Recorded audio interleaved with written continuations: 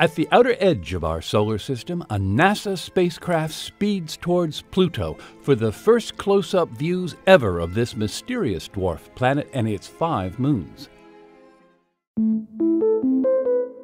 NASA's New Horizons spacecraft is scheduled to reach the pinnacle of its 3 billion-mile, 9-year-long journey on Tuesday, when it sweeps within just 7,800 miles of Pluto's surface.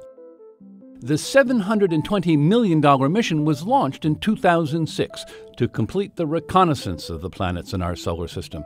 At that time, the distant icy orb was considered as the 9th planet and the one the furthest away from Earth.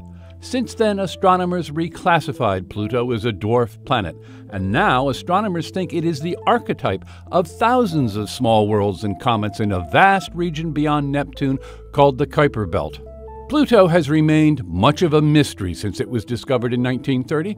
Astronomers believe that this once-in-a-lifetime flyby will unlock Pluto's many secrets. We know only a few things about Pluto that the flyby will really tell us much more. For instance, Pluto, we believe, has an atmosphere. So what's in the atmosphere? What is it made of? And how can an object so small, Pluto's about the size of the United States, have and hold an atmosphere? This is a really great mystery that we just are going to find out about when we fly by it. Scientists have other questions as well. For instance, does Pluto have more moons beyond the 5 already discovered?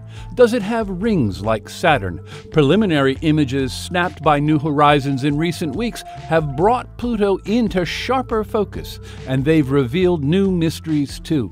Scientists are now wondering, are there craters on Pluto, and what causes the color variations discovered on the surface of the dwarf planet?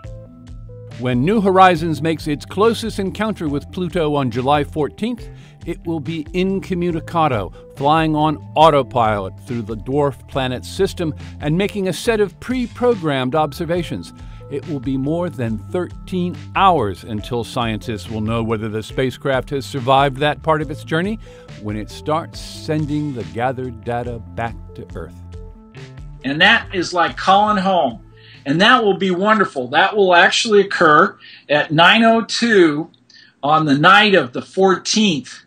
So we're all on pins and needles until that ping arrives. That tells us that the spacecraft made it through the Pluto system, and it's got all the gold on board. It's got all the fabulous data.